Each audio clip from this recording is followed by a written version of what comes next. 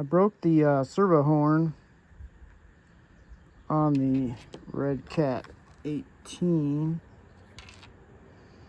I ordered a new spline, but turns out it was 20. Or I ordered a 25, but the stock one was 20. So I ordered the GoupRC.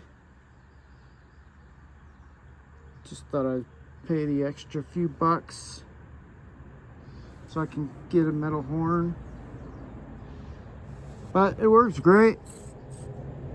But the body's too long on this servo, so I can't get any articulation. It's binding down there.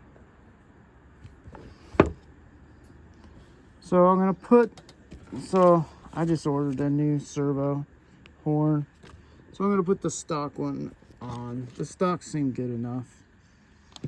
But now I need to find a new backup servo just in case this one burns out. That has a shorter body. Alright, well, that's my take on the GoupRC Servo. Works fine. Just doesn't fit well. I may try some spacers to bring it out. But for now, I'm going to just put in the stock one because it worked.